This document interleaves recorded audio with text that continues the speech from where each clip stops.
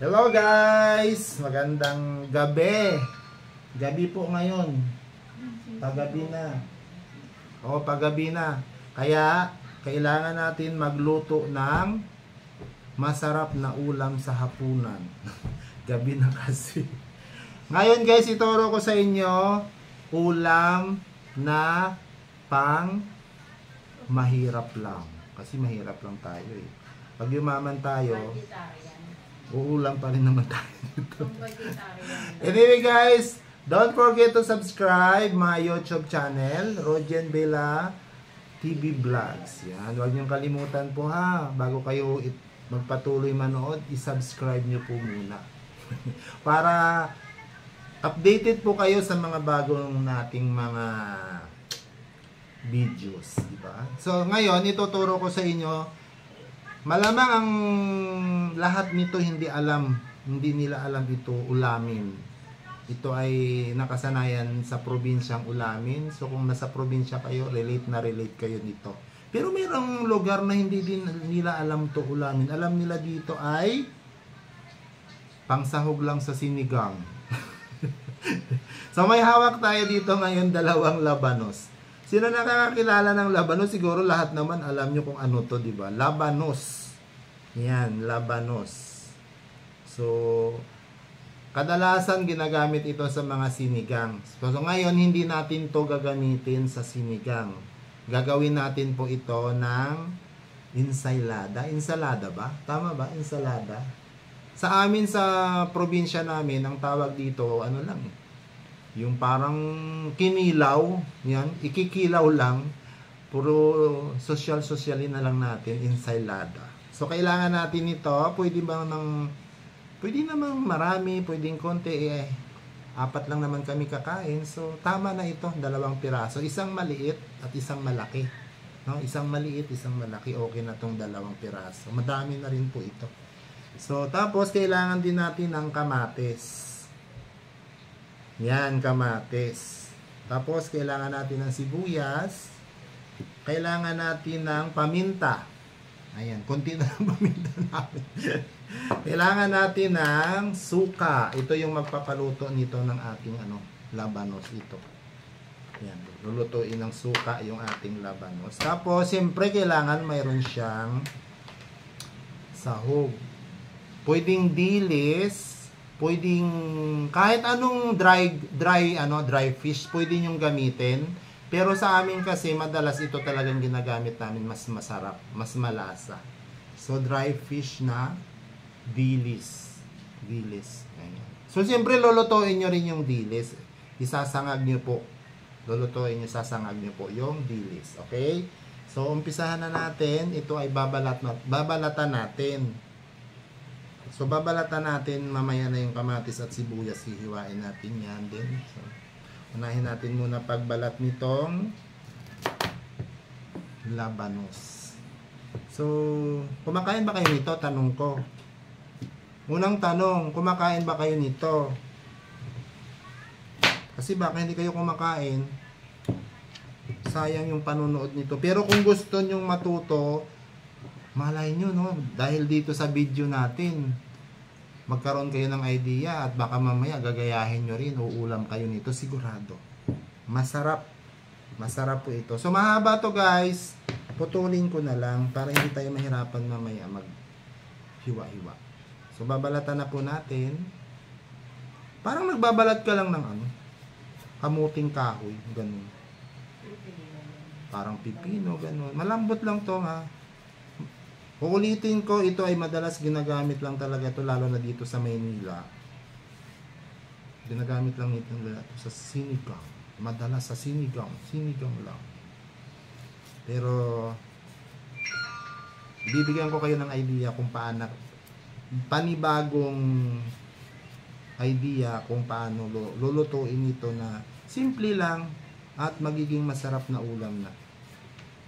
Ayan. Dati ang asawa ko nito, anak ko hindi kumakain.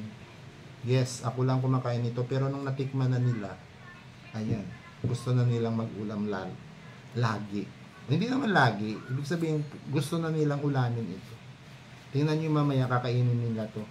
baka hindi pa ako makatikim nito mamaya, sila na lang kakain. Joke lang. So babalatan natin na hindi pwedeng hindi balatan ha. Kailangan balatan. So yun. Babalatan natin. Yan.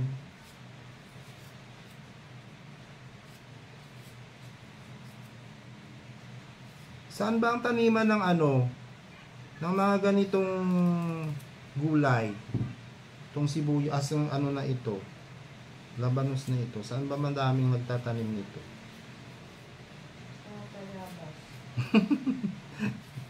Sa Tayabas daw.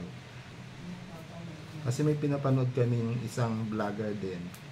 Ang mga tanim niya ay mga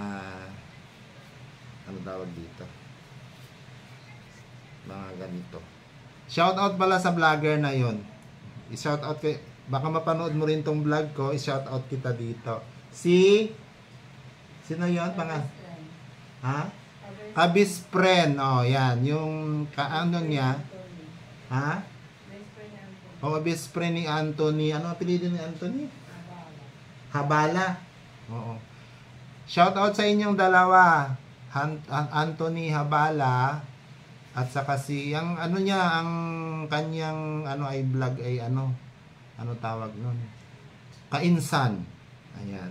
Taga siya, taga yan? Tayabas, Quezon.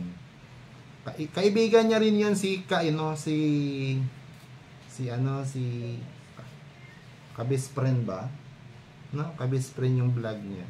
Ang galing nila, mga nagtatanim sila ng mga ganito, mga sitaw.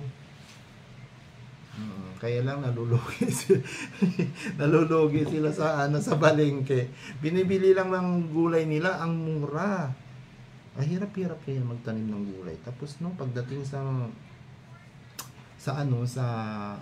palengke, ang mahal ang binibili. Pero pag bininta na po sa mga consumer, naku, ayan na, napakamahal na. So, siyempre po, ito, nabalatan na natin. Yan, huhugasan natin ito, ha? Huhugasan muna natin. Okay, huhugasan natin. So, ito po, huhugasan na natin yung ating labanos. Yan. Hugasan natin ang ating, ayan na siya. Kasi minsan may mga may mga dumi-dumi, so kailangan linisin natin kasi kakainin po natin ito. Ayan. So ayan po malinis na po siya. Tapos sunod natin gagawin dito ay hihiwa-hiwain natin siya ng manipis. Ayan, hihiwa-hiwain natin sa manipis. So ayan, pagkatapos natin hugasan, hihiwa-hiwain na natin siya ng manipis. Ayan siya. Yan. So, kukunin ulit natin yung ating kutsilyo. Hinugasan ko na rin yung kutsilyo natin. Tapos ito. Yung ating labanos. So, ganito lang siya maghiwa. Kailangan manipis. Kasi pag siya ay makapal, medyo siya. Yung, hindi mo matatanggal yung katas niya. Medyo mapakla. So, kailangan natin siyang nipisan lang yung hiwa. So, ganito lang po siya. Ayan, manipis lang po. Ganunin nyo lang po yan. Ngayon, baka mayroon kayong mga gamit dyan na yung ginagadyan lang na gano'n. Pwede rin naman. Wala kaming gano'n. Pagtsatsagaan ko po itong ganituhin. Slice ko ng manipis. Bukas po ako matatapos nito, ha? Panoorin niyo ako hanggang bukas. Joke lang po. Ayan, madali lang to. Kasi uulamin natin ito agad ngayon. Ito ang ulam namin ngayong gabi. Ayan. So, ganun lang siya. Panoorin nyo guys hanggang matapos yung video natin, ha? At saka yung masarap ito. Promise. Magagaya nyo po ito at susubukan nyo po. Subukan yung ulamin ito. Madali lang at mura lang po ang ating ulam ngayong gabi. Isasangag lang dilis. Yes, isasangag din natin yung dilis. So, kung marami kayo, estimate nyo na lang din po kung gaano kadak. Kung ilang piraso ang ganituhin nyo. Eh, 4 lang naman kami, tama na to sa amin. Kasi pag inabot siya ng umaga guys, parang hindi na siya maganda. Kailangan pag ginawa nyo po ito, inulam nyo po ito. Yung tama lang, isang kainan lang. Ayan. Kasi pag yung inumaga siya, parang nag-iiba na yung amoy niya. Hindi na siya kainin. So, mas maganda, kunti lang, yung sapat lang ninyong kainin sa isang kainan. So, ayan. Ganun lang siya. Ayan. Ganun po siya. Kung nangangawit na kayo, pwede kayong tumayo, humiga, tumagilid. Kasi nakakangawit siya, guys. Oo, nakakangawit ito. Parang alam niyo yung nagagad-gad ka ng ng kamuting kahoy na gawin mo siyang yung gawin mo siyang suman. Yan, ganun yun. Ganito rin yun.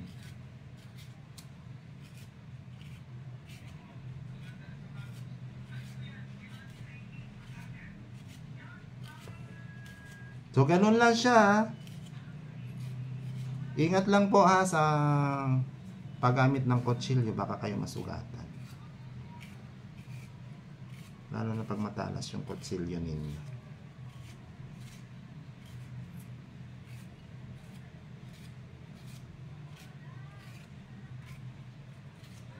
Nak, i-ano mo muna yung tawag dito. O, sige, update ko kayo mamaya pag na natin, natapos na natin siyang ngadgarin.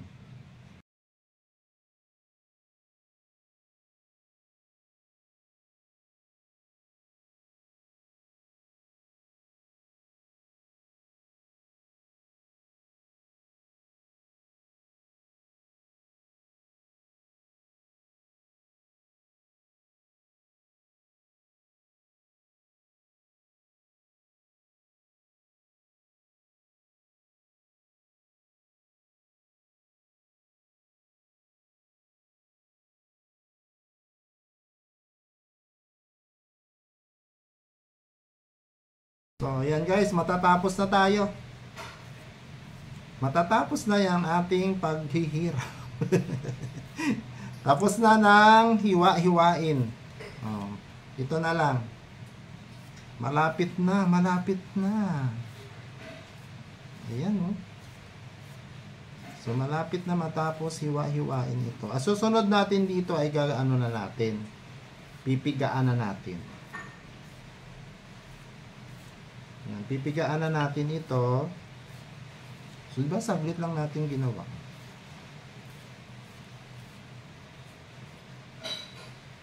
Pag piniga nyo po ito, diba, pagkatapos nyo to, mamaya, turo ko sa inyo. Pag natapos nyo ng hiwa-hiwain ito, slice nyo ng maninipis, kukuha kayo ng asin. Yung katamtaman lang na tingin nyo ay hindi siya magiging maalat. Yung tama lang siya. Kasi yung asin na yun yung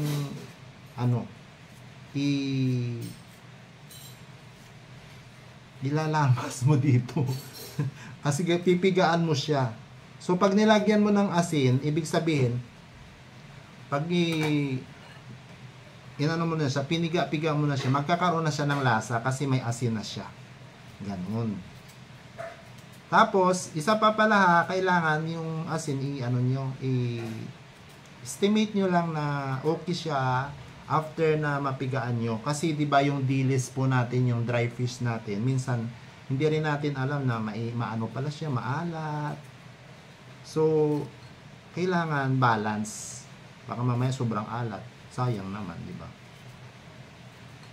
So, kailangan balansehin nyo lang yung asin at saka yung dry fish nyo. Yung dilis nyo. So, ayan o.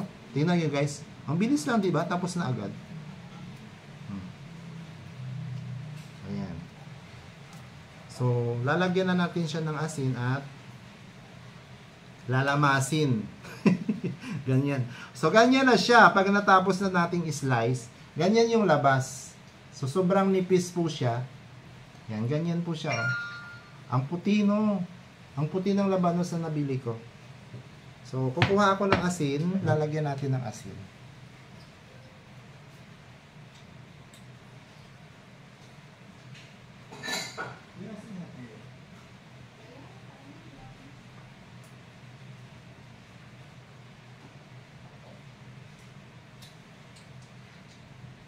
So, ayan yung asin. Oh. Ito yung asin, guys. Oh. Tama lang yung kinuha kong asin. Tapos, lalagay nyo siya dito. Ay, naghugas naman ako ng kamay, ha. Lalamasin nyo to. Gaganunin nyo na yung kaya nyo siyang palambutin. Ayan. Ganyan siya. Dudurugin natin. Pero pag ginanito nyo naman siya, hindi naman siya yung madudurog na ganito to. Lalabas lang yung parang pinaka-ano niya, pinakakatas. Kasi pag hindi nyo tinanggal yung katas niya, para siyang ano, maanghang. Yun. At medyo mapakla. Ayun guys, so lumalabas na po yung kanyang sabaw. Kaya masarap siya guys kasi nilalamas-lamas. Pero try nyo guys ha, hindi biro, ha? Hindi ano to, masarap talaga to. Subok ko na to guys mula pa nung nasa probinsya pa ako, inuulam talaga namin to. Hanggang, ayun, patikim ko din sa asawa ko at sa anak ko, ayan, nagustuhan nila. I'm sure magustuhan nyo rin. Kasi wala naman pinagkaiba, kasi nakain din naman kayo ng sinigang, di ba? Ang sinigang ay merong ganito. Hindi nga lang iniisla, hindi lang ganito yung pagkakahiwa. So yun nga, kinakain nyo yun ng makapal yun, di ba? Makapal yung pagkakaano. So ayan, pag nakita nyo po na medyo malambot na siya, yung ganyan na siya, malambot na siya. Yan. Pwede nyo na siyang pigaan. Bipay ko extra mangkok. Yung lasa niya, tinikman ko po, may ano na siya. Yung may lasang asin na siya. May lasa na siyang asin. So, ibig sabihin, kahit kainin mo na siya ng ganyan, may lasa na siya kasi nalagyan na natin ng asin.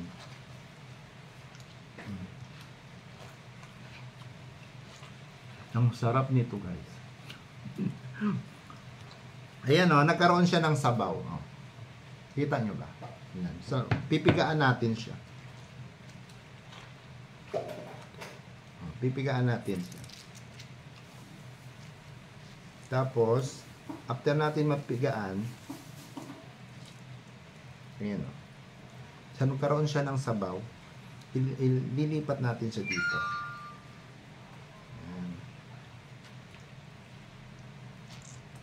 Malambot na siya.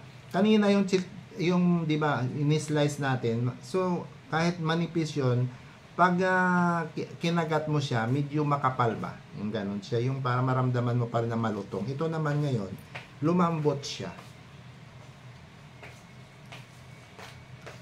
Yan, lumambot na siya. Ayan, dami niyang tubig. Yung bag ko, So, marami siyang tubig. Papatuyuin ko lang yan. Ay. Ayan na. Maganda to. Ang daming tubig, pwede na panghugas. Madami siyang tubig, guys. Ayan. So, tingnan niyo pong tubig. Ang dami. So, isang malaki at isang maliit lang na labanos ito. Ayan. So, tingnan niyo po yung tubig niya. Napakadami. Oh. Diba? Nagkaroon siya ng tubig. So, ito yung tatapon na natin siya.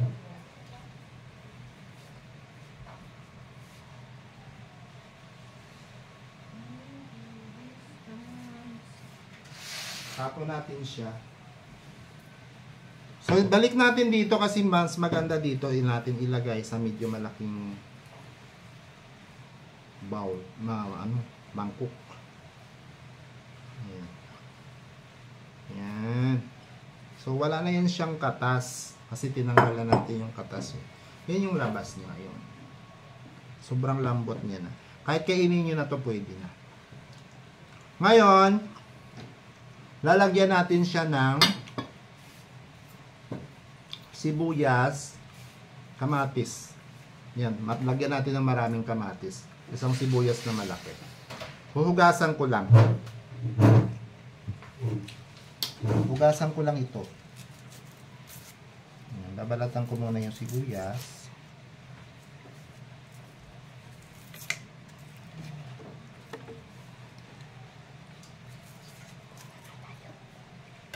Ayan, huhugasan natin.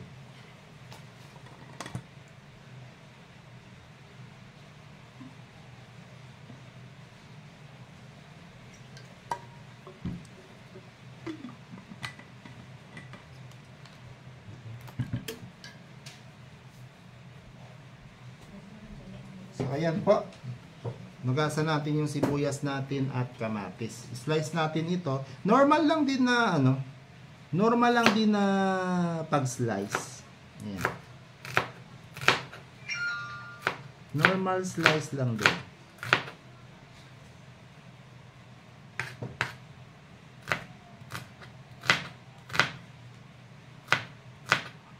Ayan. So, ilagay natin dito sa ating labanos.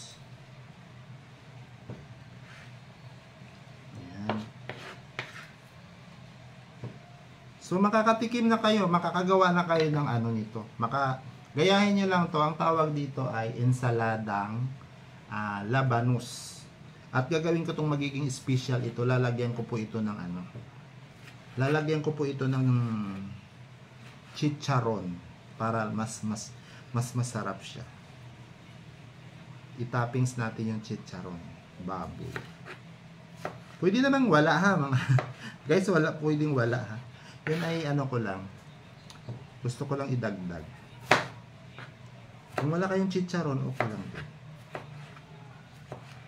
So, ayan.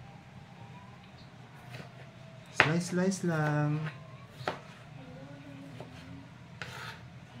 Ayan.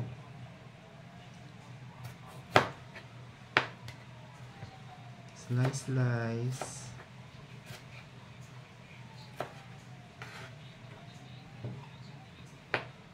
Daming kamatis, no?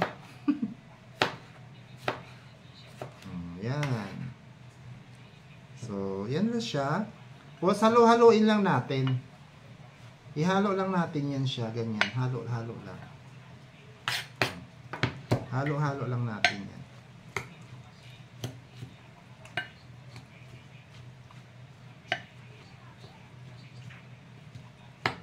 So, yan na. Halo-halo lang natin.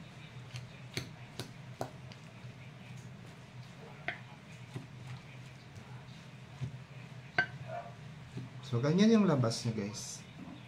Nakahalo-halo na yung kamatis, sibuyas. Lalagyan din natin siya ngayon ng paminta. Lalagyan natin siya ng paminta. Pwede niyong lagyan ng durog, pwedeng hindi. So, ayan. Estimate nyo lang din. Bahala na kayo kung gaano karami ilagay nyo. Maganda maanghang-anghang. Ayan. So, nalagyan na natin siya ng paminta. Ganun lang, guys, kasimple. Ulam na kaagad ito. Ganun lang kasimple. No? Siyempre, yung final natin. Yung dilis kanina na sinangag natin, ilalagay na po natin siya. So, luto na po yan siya, nakasangag na po. Ihahalo na natin siya dito. Ayan. Diba? Halo lang. Halo-halo lang.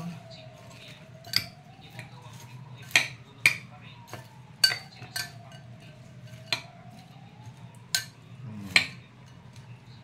Naririnig nyo, may bumbero, guys. Bumbero ba yan o... Ano yan? Ambulance, no? So, yan. Guys. Ayan siya, no? Tapos, wag niyong kalimutan lagyan ng suka. Ayan. Bahala kayo kung anong klaseng suka. Ako, ang gagamitin ko ay Dato puti. So, lagyan natin siya ng suka. At least mga 3 kutsara. Bahala kayo kung gaano kadami gusto nyo medyo maasim-asim. Ayan. 3 or 4 na kutsara pwede po. Ayan. Ganun lang, guys. Ganun lang. So, kumpleto na yan. Nandito na po yung ating dilis, nandito na yung kamatis, sibuyas, paminta, nilagyan na natin. Halo lang natin ulit. Ayan, halo lang din natin ulit. Napakasimple, napakadaling gawin. No? Ulam na. At abot bulsa, abot lang to pang ano, budget na budget sa bulsa mo to, guys. Talagang hindi ka ayan. Ganyan na siya. No? So, kagaya na sabi ko kanina, lalagyan natin ng special ito na toppings para lalo siyang sumarap.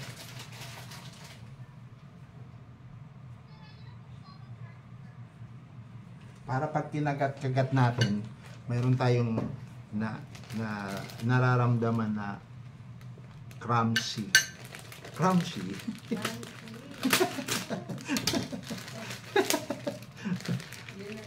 Yun na yun. So, pwede natin itong lagyan natin siya ng buo-buo dito sa ibabaw. Pero, ang gagawin ko, maglalagay ako ng konti lang na medyo durog. Ayan. Dudurogin ko siya. Para mas lalong masarap. Uy, nalog-log po. Ayan. So, lagay! Ay, parang nakakain na talaga ako. Kailangan sinaing parang hilaw pa. Hindi pa luto ang sinaing. No? So, ayan, halo. Ganun lang. Halo lang ng halo. Oh. Ganun lang siya, guys. Halo dito, halo doon. Ito na ang ating special na insaladang labanos with chicharon baboy. So, napakadali lang ha. Alam nyo na kung paano gagawin. Lulutuin, no? Ganyan lang. Charan. Charap-charap.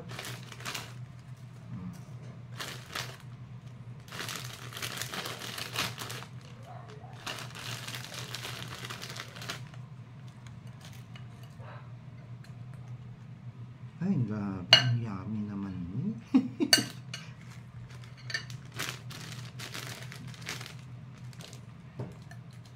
Ay, salang. Gasarap. Ayan. Yummy na, oh. Guys.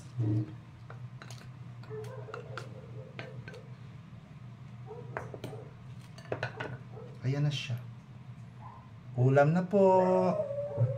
Ayan. Oh. Subukan nyo na ang kainin. Try natin kainin. Wala pa kasing kanin eh.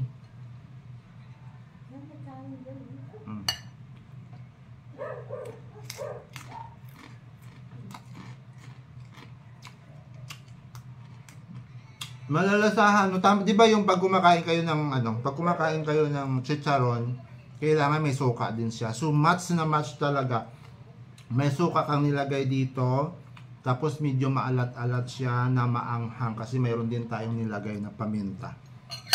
So ito na po, finished product ng ating ensaladang labanos with chicharon baboy. Guys, thank you for watching. Maraming salamat. Ayan po. Kain po kayo. Bye-bye po.